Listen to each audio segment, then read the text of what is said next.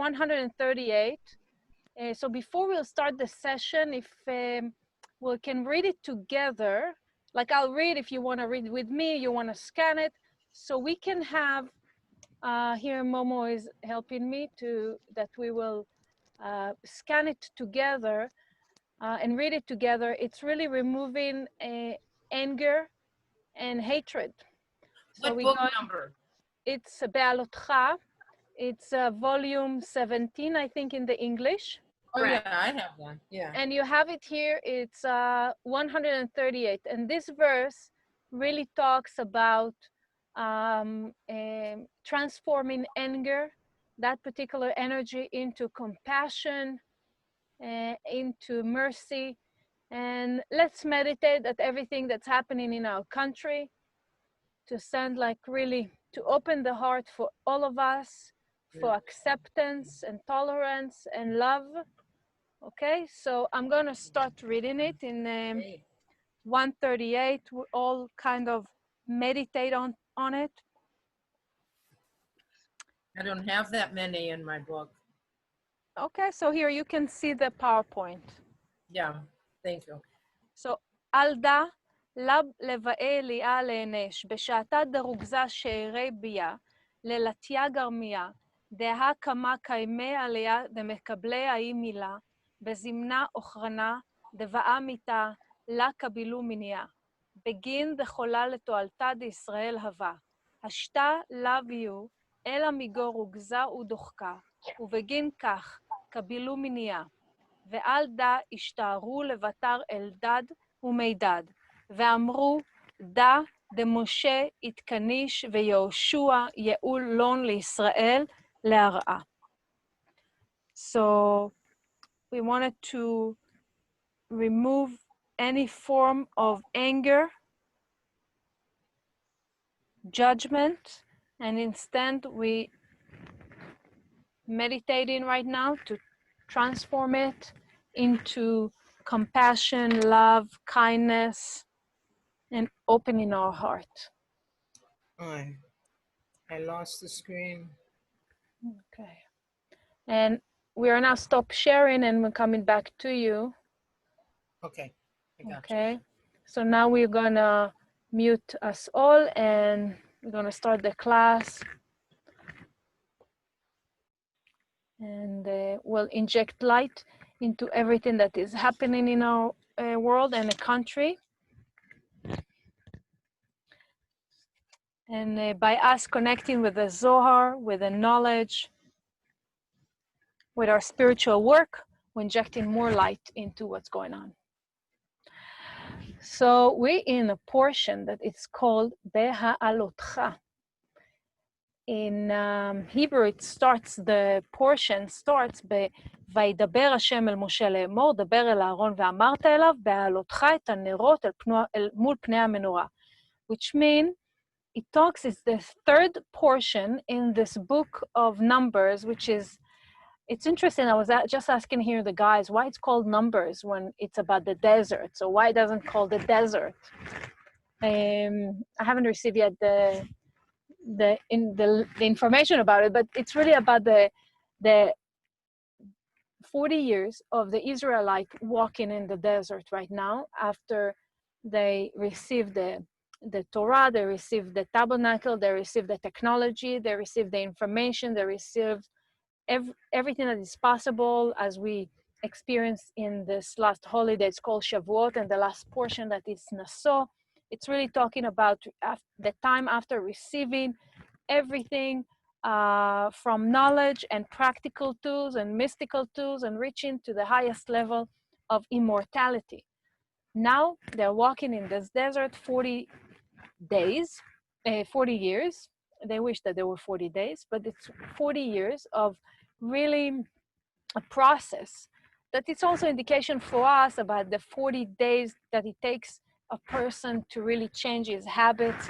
Lately, I've seen different posts by people, like if you want to change a habit, let's say you want to diet, you have a 21 days or 66 days, Robin Sharma is saying, or the days are changing, but I guess it's like, as long as we have the the desire, and as long as we have the really the will, and we follow through, and as many days as possible that we can do in order to change a particular belief system or a habit, we can make it happen. Now, within this 40 days, now we're talking about the time that it's what is mean Béhaalotcha in Hebrew is to raise up. And it's interesting because last week it's Naso, it's also raising the Israelite with their consciousness up. They're already elevated, so they're elevating themselves. So now we're in a time that it's being told to us, Béhaalotcha et hanirot. It's interesting because grammar, it should have been written, Behadlikcha et hanirot. When you light the candle, it talks about Aaron. When you light the candles in the menorah, this will happen. But it doesn't say when you light the candle, but rather it says Béhaalotcha. So when you, there's a secret in this, and we're gonna elaborate on that.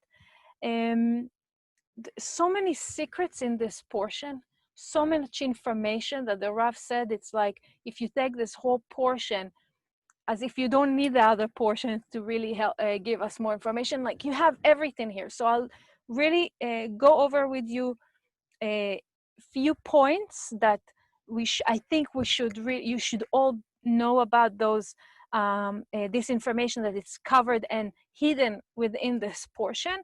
And the second phase of this class, I want to elaborate on few very important verses as far as I'm concerned in this about this portion and how we perceive in life in general and support us with that. So when we talk about Béhaalotcha, it talks about that in the menorah, there are 7 candles. And the 7 candles correlate with the 7 sfirot. So what does it mean? There's a process and there is outcome. So there's a process and there's manifestation. So now that we all been through this holiday of Shavuot and we've been through this counting 49 days of counting of the Omer, so we went through a process that we ended a process that told us that we cannot really, if you remember about learning about the 49 days of the Omer, it's time that because of the enormous amount of light that exists in the world, there are certain restrictions, like it's better not to sign up on a contract and not to do like different businesses, etc., etc. So we ended that process of things that we couldn't do spiritually and physically. It was recommended to us not, let's say, to sign contracts, but now we literally enter in a new time that we should and we can do. We should close on things and we should reach to a place when we're really making decisions in our life. And the menorah is actually correspond and connecting us to the power of the holiday of Hanukkah, the holiday of the miracles. So it's connecting us. So actually it says, the Kabbalah says that this week is correlate to the energy of the week of Hanukkah. So they call it Little Hanukkah, Hanukkah Katan. It's Little Hanukkah. So, which means it's really connecting us to a week that we really can create miracles in our life and in the world. And definitely we'll share how we can create those miracles. How can we transform what's happening in the world, in the country and in our life? It really, we get in the support of the energy of this portion. So this week is giving us the opportunity really to think about things that we would like and we desire, and with that to really elevate our consciousness in regards to them, and to connect to all the ideas that we had in the process of how we really manifest in it. So now we really do not have any excuses. No Corona time, no quarantine, no, I don't feel like it, no, I was laid off from work, no, nothing. And no, I don't, like all those excuses which we had and they were good, and I'm sure we felt like that maybe in times we couldn't do things because it really, the situation affected us, no problem. Now we have no excuses. It's like we're really getting pushed by the creator and by the universe to manifest ourself, our dream, our higher self, and everything that, you know, really has been really empowered by the latest limuds, lessons of Michael Bergson Shabbat, right? It's like lately he has been really pushing us. And I'm like, oh my God, what's going on? Good for us. So with that and messages from Karen, it's really like bring us all, each one of us to, and with everything that is obviously surrounding us in reality, pushing each one of us to reconnect back with our gifts and back with who we were supposed to be. And this week is really about, that's it, it's starting about manifestation. You made all your plans, you wrote the plans, you made your business plan, let's say, for your life. Now it's really about supporting us to manifestation.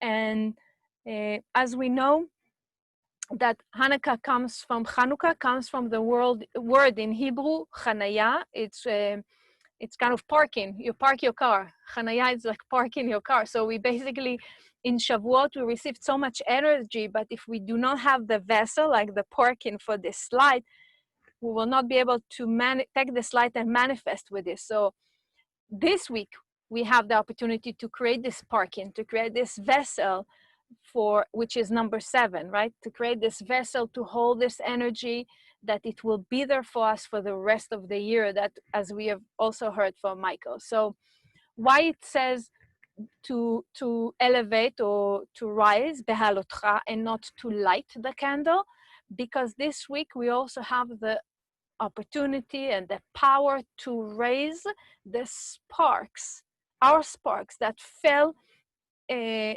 the klipot due to our negative actions. So each of our action obviously reveals some sort of light, right? But if our actions were not positive, so this light goes to the klipot, to the shells, to the other side, which means if we have been doing a good action, so the light is really supporting us. Okay, so as we're doing negative action, the negativity in the world is getting thickening, it's strengthening, it's getting stronger. So this week we have the power to really raise those sparks that fell into negativity, that it will be for our benefit and for the benefit of the world. And also, when it goes about elevation or raising, we want to raise our consciousness, we want to elevate our consciousness, which means situations that we have seen them up till this week in a certain way. As of yesterday, Sunday, as of yesterday, we definitely will see it differently. Okay, and what does it mean to raise consciousness? When we talk about raising consciousness, does it mean also raising consciousness equal changing? No, which mean if I see the reality like from above, if I see my reality from above, it's much easier for me, right? Because I come to a conclusion and decision that are smarter, but it doesn't mean that I no need to change. I still need to make the changes in me. So raising consciousness, it doesn't mean I've changed. It's just like the ability to look above and to be like a GPS from above.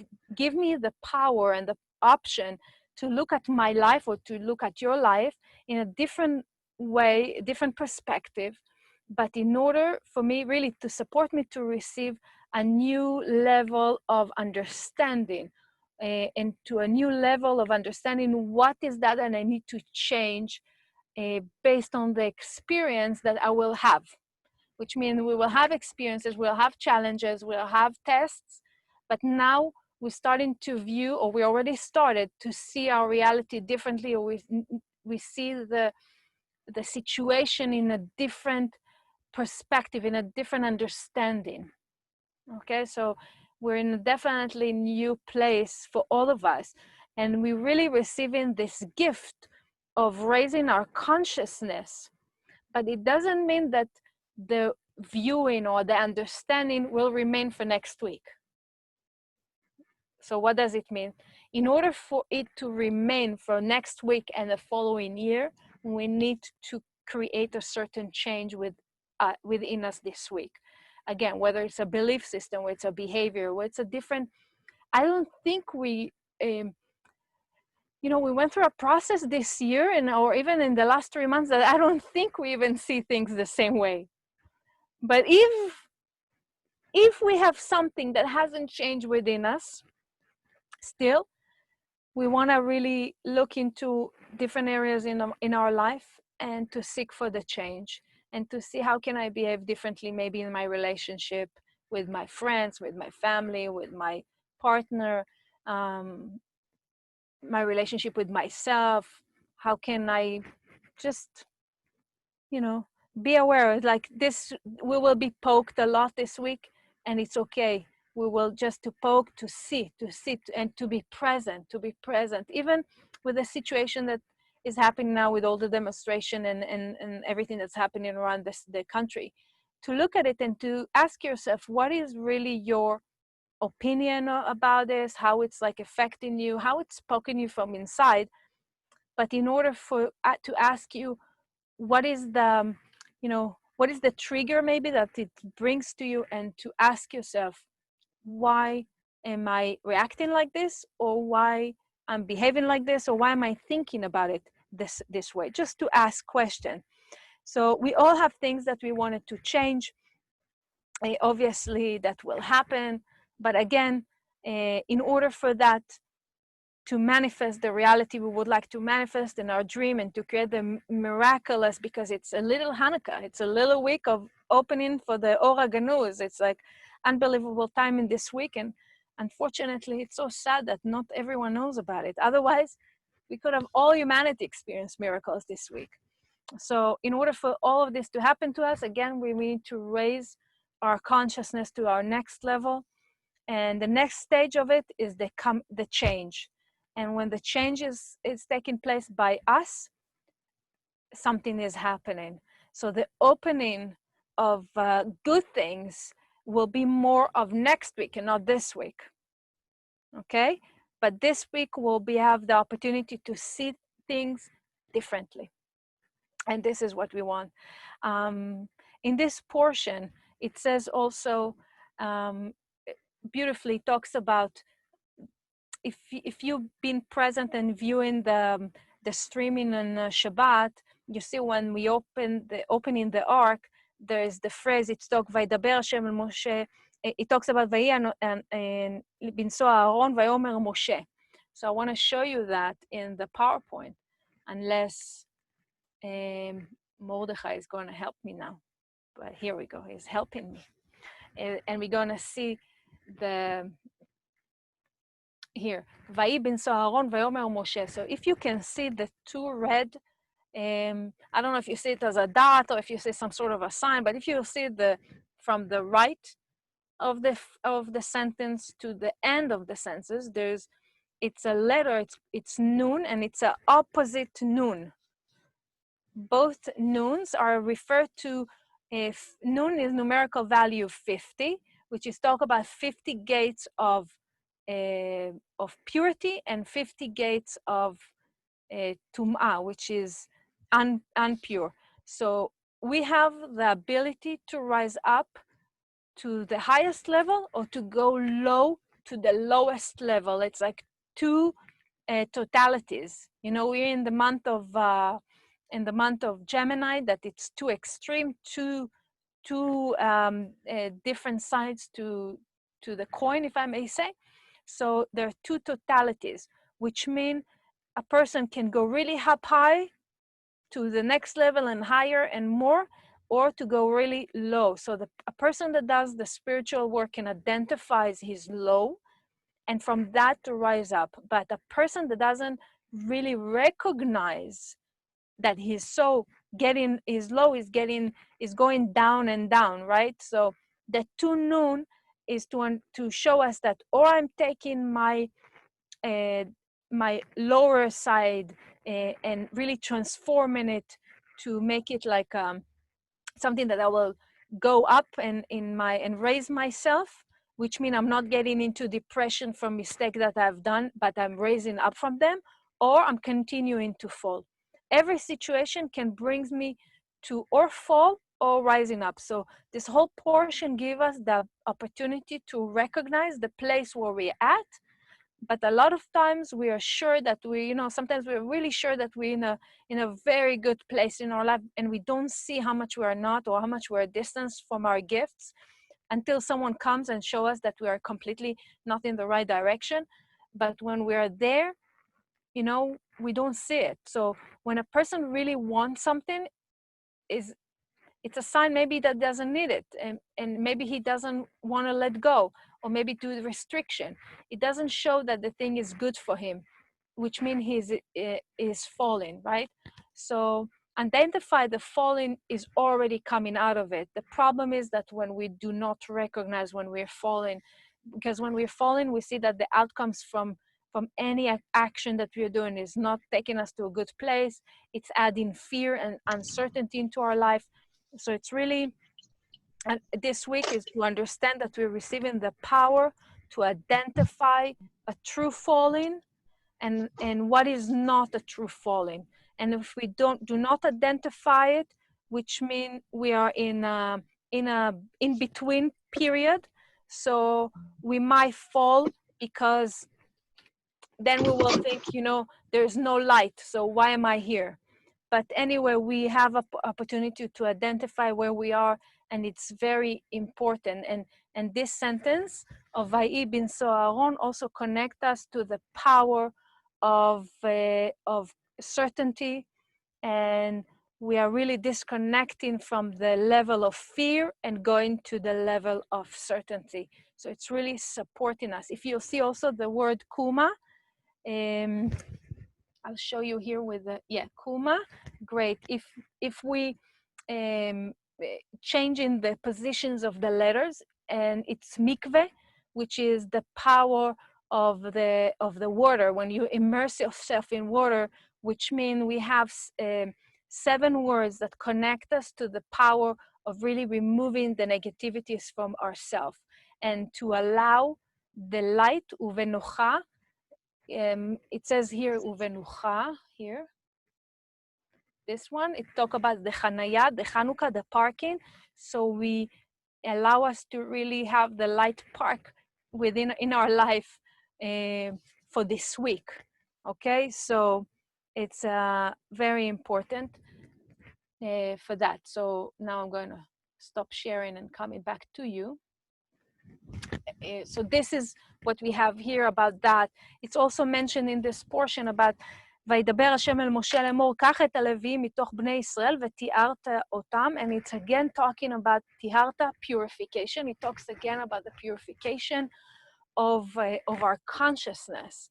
And many times we think that we decide things, but it's really not that we decide things, because each one of us, as we already spoke, we have 2 kind of entities within us, right? The evil inclination and the good inclination, and each one of them talks through us, through our consciousness. And sometimes it's the evil inclination that brings us into certain decisions, sometimes the good inclination. But when we want to do something and there's a voice that tells us, no, delay it or postpone it till tomorrow, if we would have recognized that it's not really us, that it's a negative inclination, we wouldn't postpone it till tomorrow. So this week, we also have, imagine how much we have this week. This week, we also have the opportunity to identify the voice that is talking to us and separate us from our gifts and from who we're supposed to do and what we're supposed to do.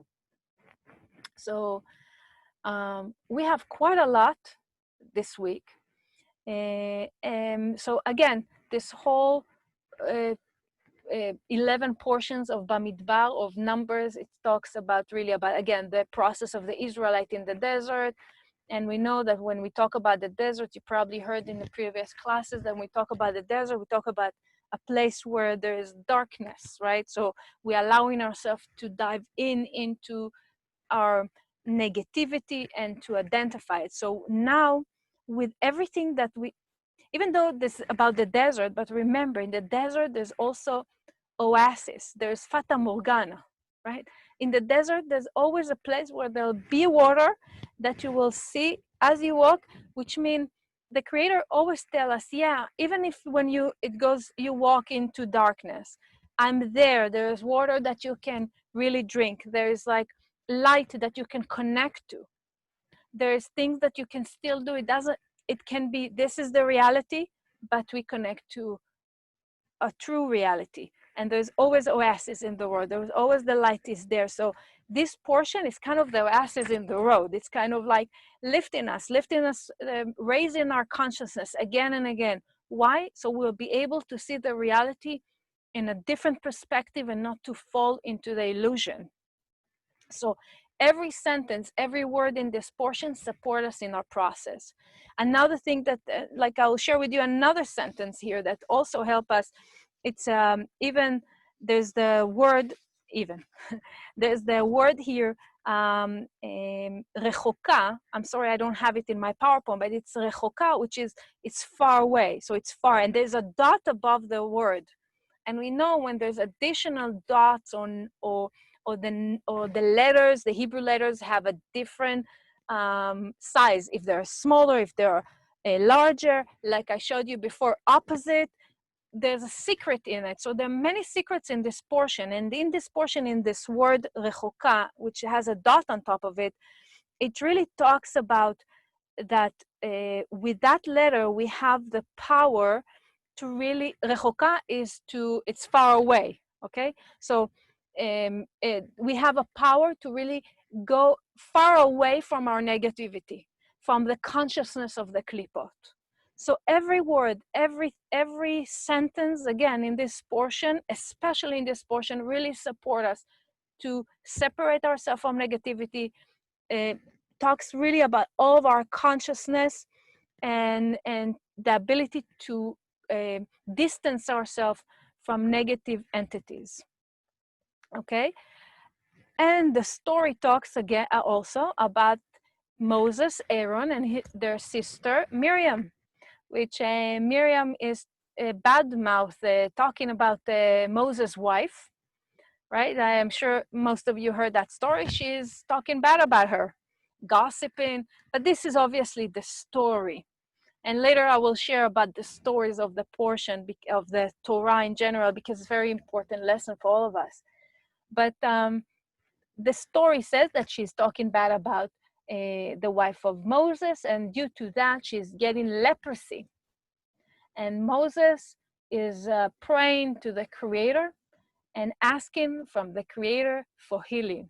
So in this portion, I'll show you in the slide, in this portion, it talks about Elna Refanala. So Moses is literally, let's see if I can do that. No. Momo, yeah, thank you. Elna Refanala. So the 11 letters that we all use when we want to really share about healing to people that need. And when in our prayer we're using Elna Refanala, 11 letters that correlate to the 11 signs of the Ktoret that we also lately have been reading a lot from that article. And if you will see, there are two na.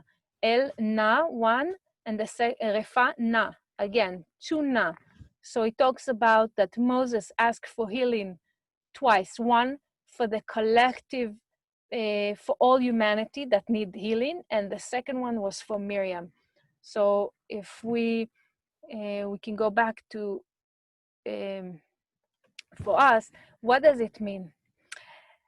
This is the beauty about the righteous people, that they always think about others. Even when Miriam supposedly talked bad about the wife of Moses, she wasn't. Basically, by her action, she opened the power of healing to come to the world. By having Moses praying for her and opening that channel that she brought about, opening that channel of healing to come to the world, to all of us. And when we talk about a pain that we have, for example, let's say I have a pain in my knee. it says, in related to El Narefanala, it says that if I have a pain in my knee, which means we sensing the pain of everyone in the world that has a pain in their knee. So when we say El Narefanala, we asking for healing, or when the Rav spoke about it every time about when it comes about healing. So when we feel some sort of pain, it's obviously we can see that it relates to many reasons, maybe 1% and 99%, but one of them is that we have the opening, like she had the leprosy, she opened the whole channel of healing to the humanity. So if we have a pain somewhere, we need to understand that the Creator through us pure channels to bring healing to everyone that is having knee problem or back pain or headache. Imagine what power do we have. It's beyond what we maybe can understand right now, but or we do understand. It's basically when we're raising the consciousness, everything that up till now, when we're raising our consciousness and we're more aligned with the Creator and we are one, we understand that every action that we do affect collectively, positive or negative. So if we see negativity around us, it's not that we need to feel bad, but we really need to ask ourselves how we contributed to it. And not to stay in that, but really to make the change that the light will shift from negative to positive. And when we talk about healing, this is how it's so important. This is why El Narefan Allah, and it's interesting. It's if you see like almost every portion, I think since we started to talk about the Corona time, every portion has some sort of a healing sentence or an article or a tool that brings into the world. It's like we can interpret it to many ways, but what I see is like, okay, you didn't understand in the first lesson, you didn't understand in the 10th lesson, maybe now in the 50th lesson, you can understand, all of you, that you have a power really to open in the channel. So when it talks about El Na, and Na, Refana La, which means the two Na, it's one. We can heal into the world, and one, it's for ourselves. So when we pray for others, El Na, when we pray for others, obviously it's opening the channels of healing to us. And it's healing to us in body, mind, and soul. It doesn't have to be, we don't talk about just the body, obviously. And so imagine till now, how many, so many things happening in this portion, and so many like tools, amazing tools that exist in here. Obviously there are more, but I wanted to take the second part of this class to a beautiful two studies that I wanted to share. One shorter, one is a bit longer. So when we talked about the opening of the ark earlier, and we talked about Vayi bin Soharon, so as Aaron was traveling, he was traveling with what? With the tabernacle, right? Remember we spoke in previous classes about building the tabernacle, and it took them a while and end up building it. So within the 40 years in the desert, imagine they just, every place they went to 42 stations.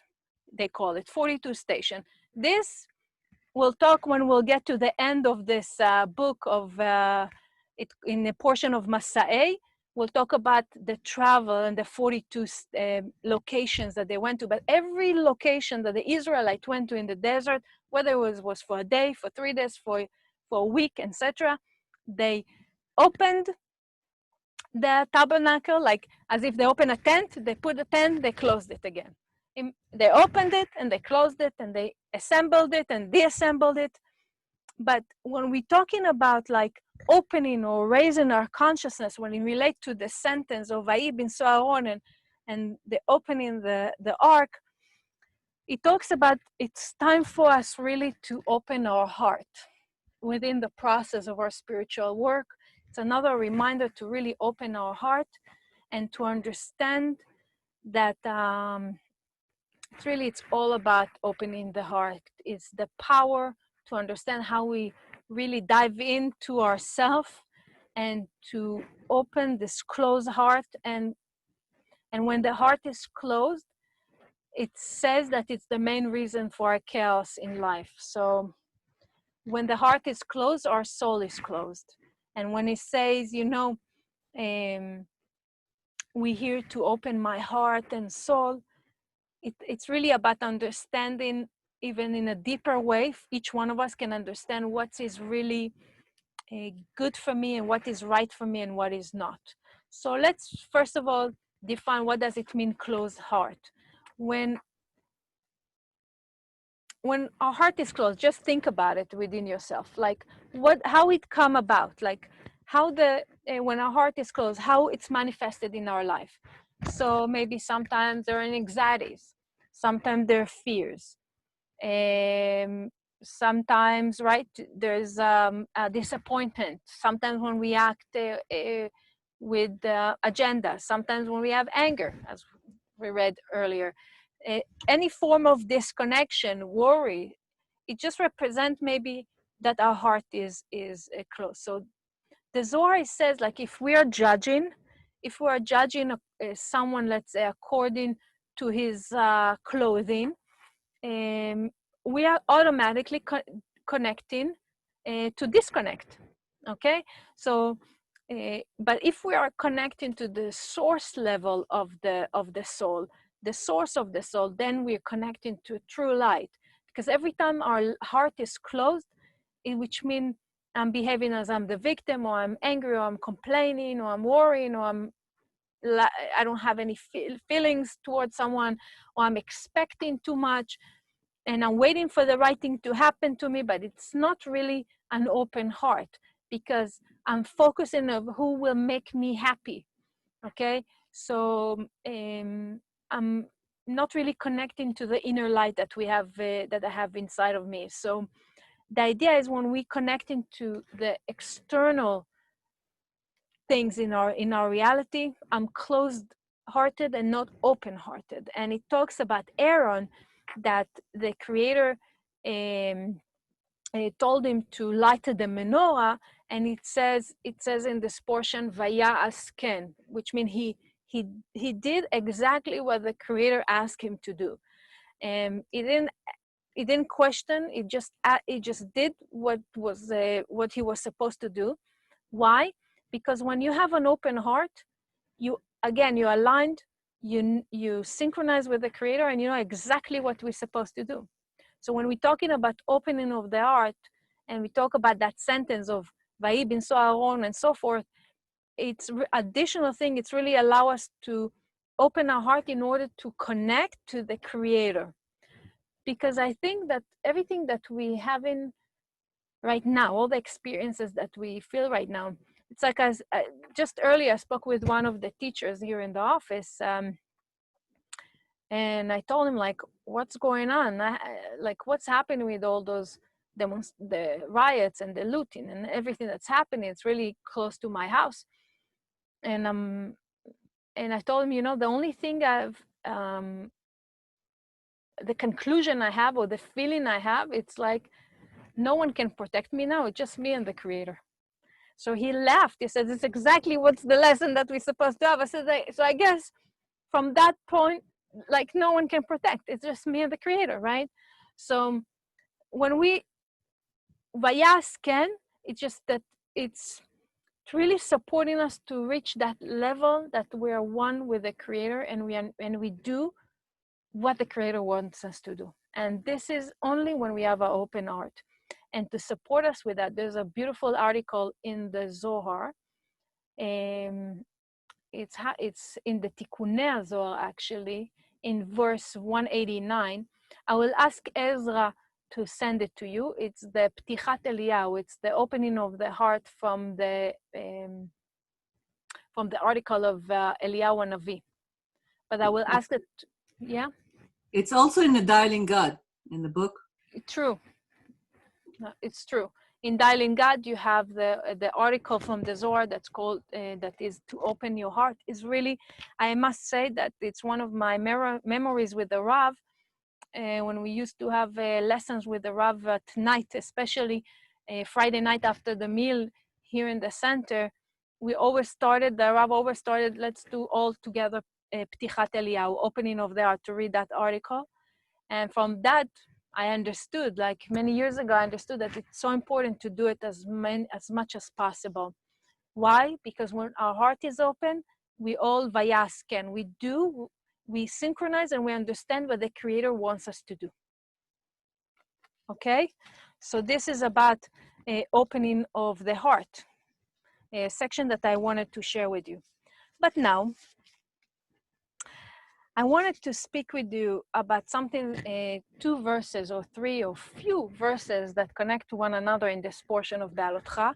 I have a couple verses that I set up for you in the PowerPoint, and I hope that for the rest you may have the Zohar with you, so we can read from the Zohar and understand more. If we look at the verse 58 in the Zohar of Béhaalotcha,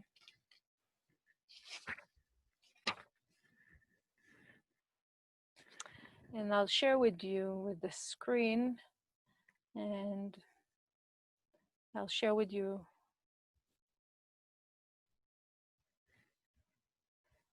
Okay. So this is verse 58. And it talks here about Rabbi Shimon that is saying, I'll say it in Hebrew, I'll say it in English, Aramaic. It says, Rabbi Shimon אמר, ואלהו ברנש דאמר דעה אורייתא, עתה להחזאה סיפורין בעלמא. Woe to the man who says that the Torah come to relate stories simply and plainly, and simpleton talk about Esau and Laban, etc. So what does it mean? I'm going to read here from the Zohar, and it says here, אוי לאותו אדם שאומר כי התורה באה לספר סיפורים בפשטות. It says, you know, we know many stories. It talks about the story of Esau and Lavan.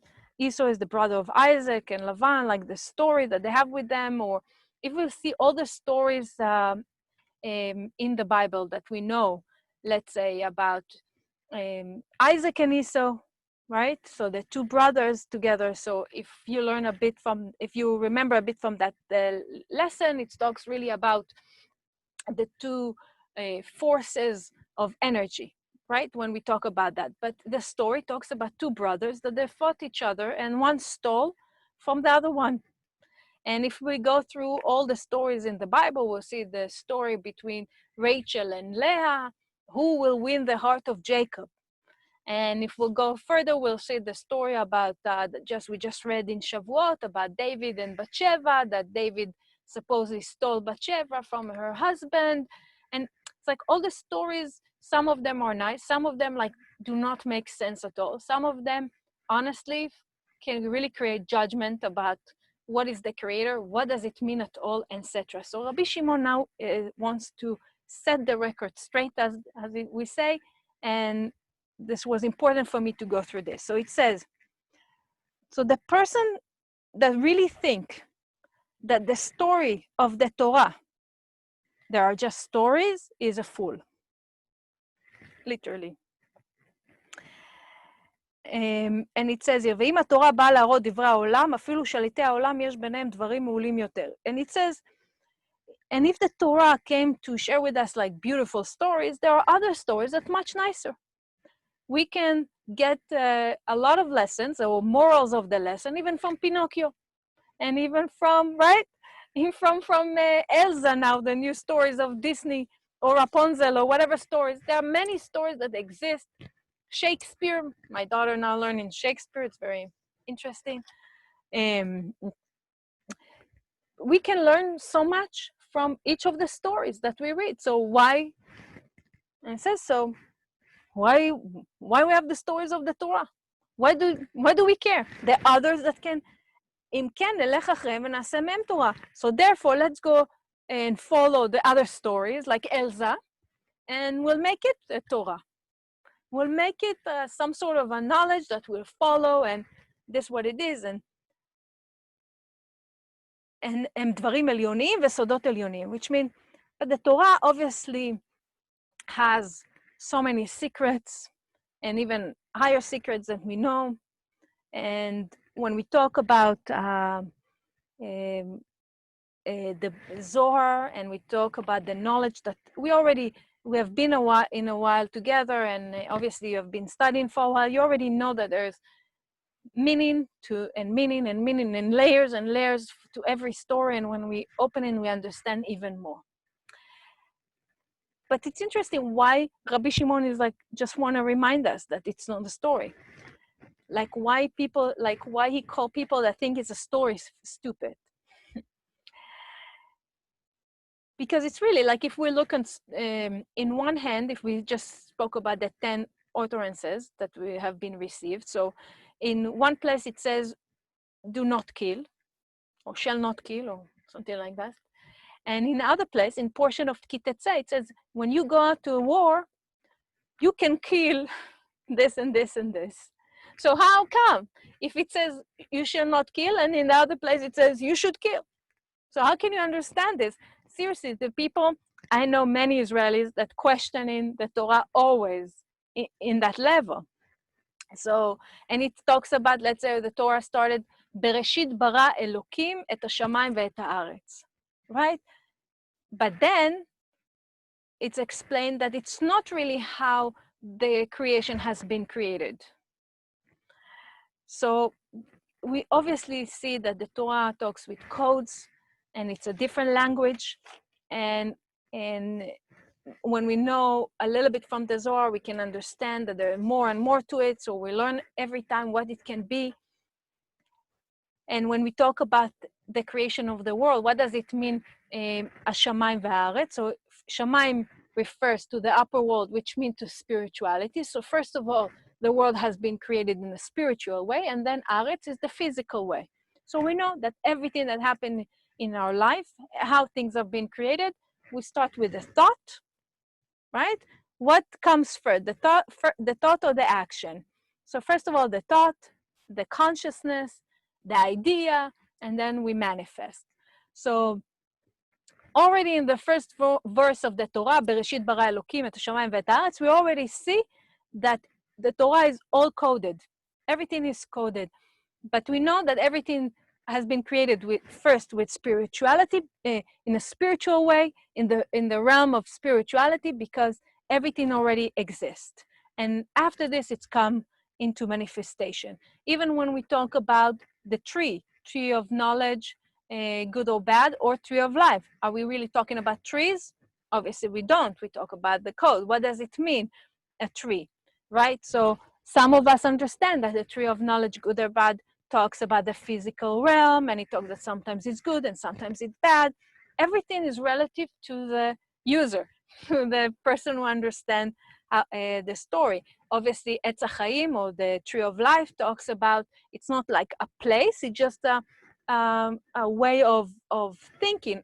So a perception of the world, understanding of life, that everything is good. So this is what it means, tree of life. For instance, when we talk about the snake, so the snake, it's called in Hebrew nachash. If we switch the letters, it's like shachan, but it's the word Satan. The word Satan is coded, which is the evil inclination, the opponent. So there are even languages of decoding the information. When it mentioned often in the portion, it talks about Elokei Avraham, Yitzchak veYaakov, which means the God or creator of Abraham, Isaac, and Jacob. Why does it keep mentioning that he's the creator of Abraham, Isaac, and Jacob? Is the Abraham, Isaac, and Jacob, this is their only God? It is not our God? What does it mean when it's mentioned that? So again, we have learned that Abraham is the right column, Isaac is the left column, and Jacob is the middle or central column. So every word again, every letter, everything is coded. So if we try to understand the stories as a story, we're obviously missing out the deeper understanding or the deeper knowledge and the deeper lesson that each one of us need to study. So when it talks here, for example, and I just want to say, whatever we understand from whatever we read, it's okay. And it says also this understanding is good and that understanding is, so which means we hear also various translations and they're all okay. It's not about the higher level or lower level, it's just additional layer that is being open for us to understand. If we'll go together to verse 13 in Béhaalotcha, Yud Gimel 13, this is an example of a coded thing and how it's related to what we I'm having here. I'm showing you. Here you go. So verse 13, it talks here about Noach, and it talks about that Noach v'tanach hateva b'chodesh hashvi'i. So Rabbi Elazar opened the discussion about the verse, about the ark that rested in the 7th month upon the mountain of Ararat. So he asked here, the story of Noach, it's a beautiful story. It's actually, if we'll read the whole portion, is a fascinating story. But the question that is being asking, what do we care if the ark of Noach landed on the Mount of Ararat? Who cares on which mountain it's landed? Why it's so important to understand that?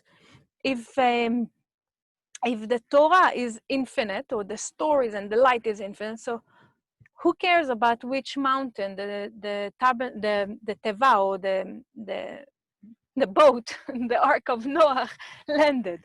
And it says here that this what it says, and it says, כמה חביבים הם דברי התורה, שבכל מילה ומילה יסודות עליונים.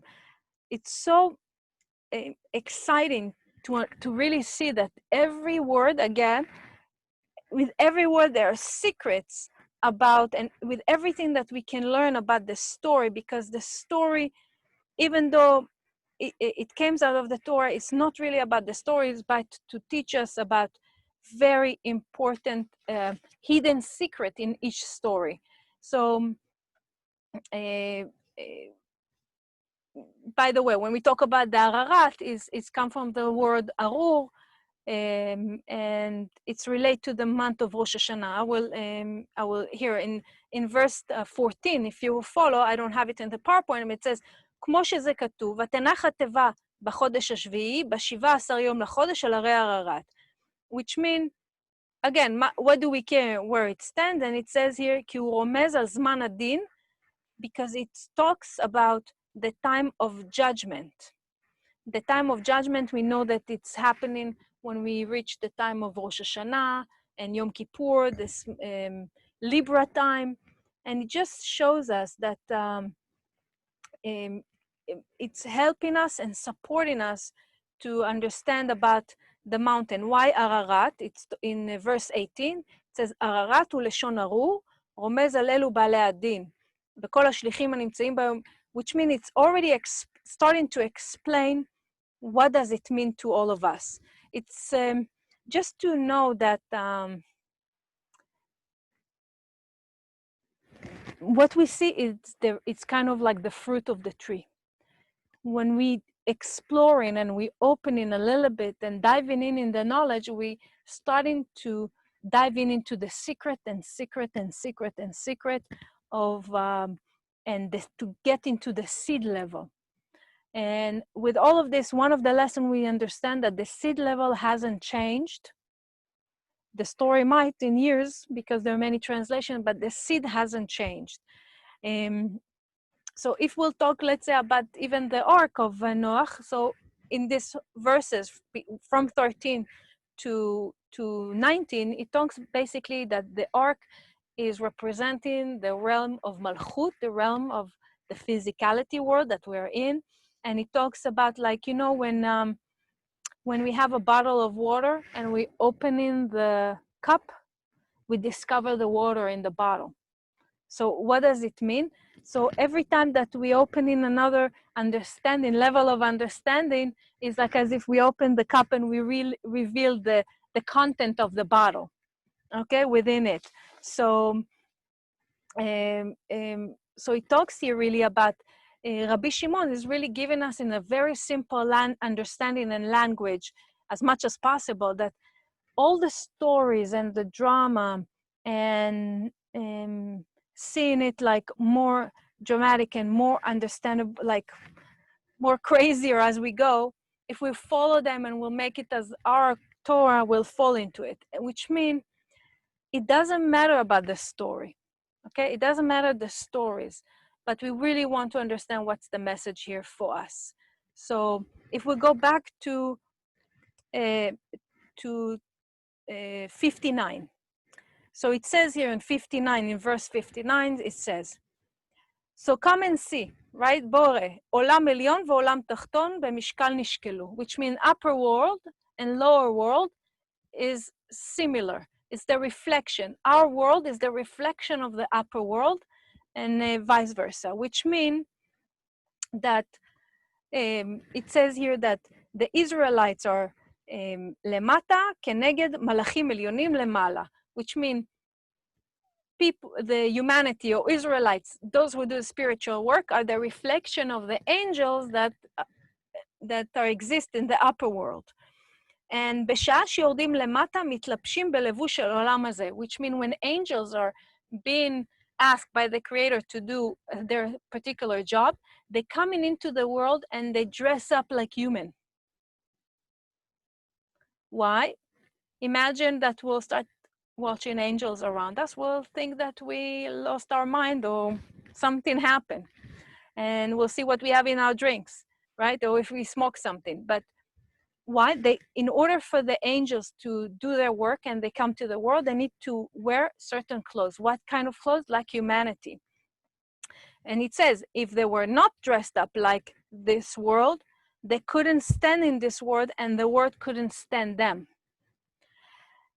And if angels like so, then the Torah, who created the angels and all the worlds that they exist for her, this is why, because the Torah, in order for the knowledge to that particular energy of the Torah to come into the world, if she wouldn't have the clothing of the stories, no one would have connected to the Torah, to that energy. Which means, just up till now, the Torah, as we know it, is like stories. And through the stories, we learn and we take what works for us to support us in our spiritual work and in our growth and elevation of consciousness. But what Rabbi Shimon is saying here, that if we understand the Torah as a story, like, you know, in our world, the Zohar comes in a book, but it's an energy. Imagine that if it would have been revealed in our time right now, it wouldn't come in a book, probably would have come as an app or a website automatically, or part of like an internet thing. It would have come in this format, but it had to come in something that will be physical, that we can relate to it because of our limited mind, because we cannot comprehend. When we talk about electricity, right? We cannot understand really how the energy of electricity goes through the walls or the pipes or whatever, and then the lights are the light. We don't understand.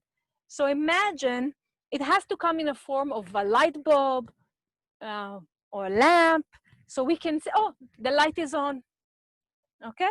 So how the Torah energy came into the world, what is its clothing? They talk about malbushim, clothing, like the angels, that they wear the clothes of humans. So the Torah comes in the clothing of stories.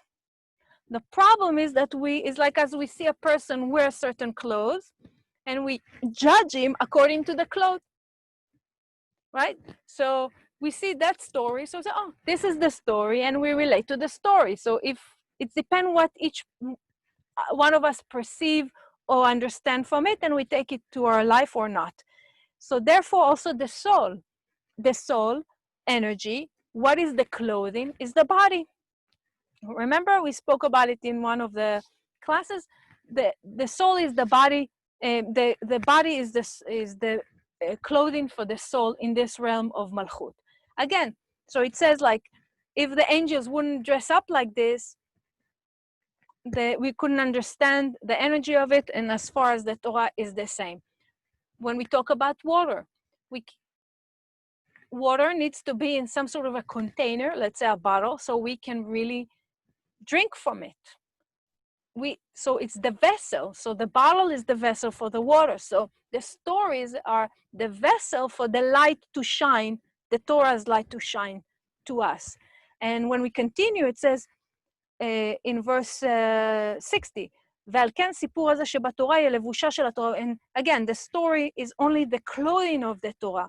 And whoever thinks that the clothing of the Torah, this is what it is, and there's nothing to it but a story, tifach rucho, Rabbi Shimon is saying, he should die. In a way, and he should not have any part of Olam Haba. And it's interesting, it's like, and it's so important for me to bring these verses to us. It's just really a reminder, because I'm saying if Rabbi Shimon is mentioning it here, we should pay attention to it, that we should not fall into the stories, but even more than this. And it says here, falling, that's bore, yesh levush הנראה לכל.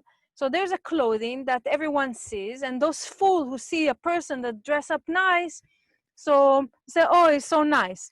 So, and they think, וחושבים את הלבוש כגוף האדם, and they think that the clothing is exactly like the clothing of the Torah. Like the Torah also has clothing. It also has a body. So there are few levels for the Torah, okay? So there's a body, there's clothing, there's soul, and there's the soul of the soul. What does it mean? When we talk about the clothing, we understand is the story. When we talk about the body, so what is the body? So what does it mean? The body, Rabbi Shimon is saying, it's all the deed, the mitzvot of the Torah.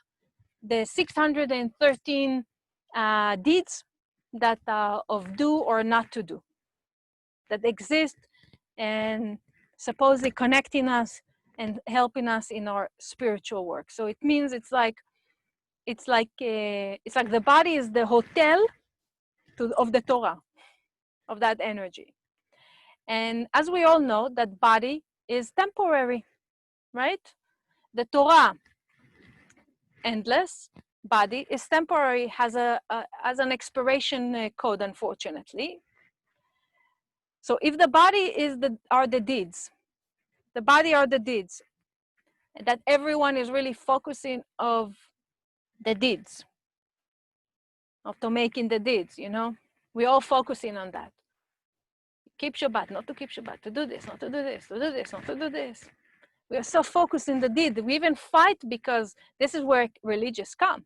We fight one another in the name of God and in the name of religion because we follow in those deeds, and we lack of that understanding that the deeds are just the body of the Torah, and it's temporary. So if it's temporary and the body is the deeds that everyone is so focused on, so the body has a value, of course, but again, temporary. At the end of the day, we drink in the water and we throw in the bottle to the recycle bin, right? So what does it mean? So the deeds are only the kind of the vessel that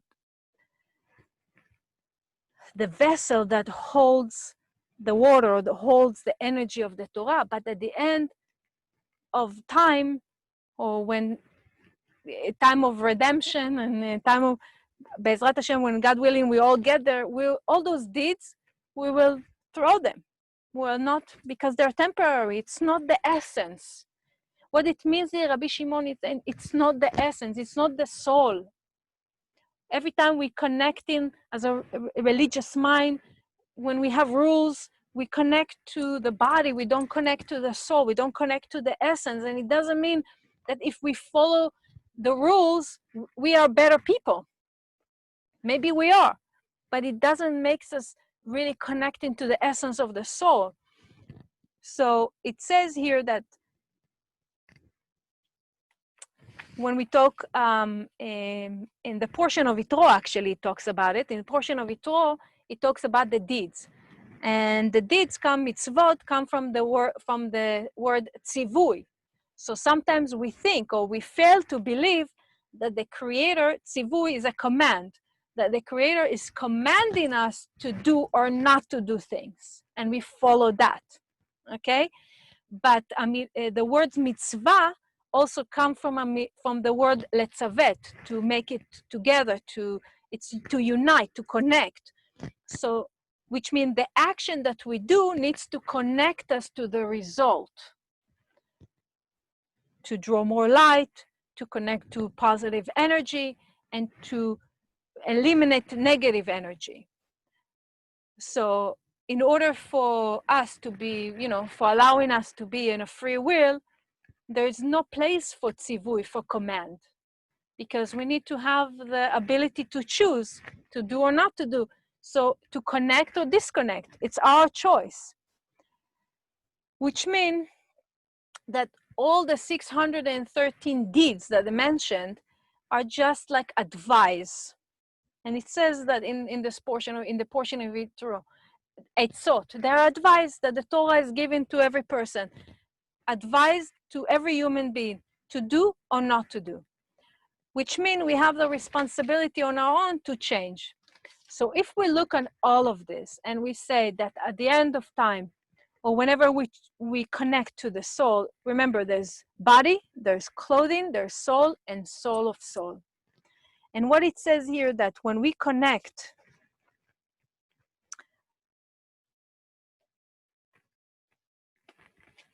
in 53, in verse 53, it says, come and see.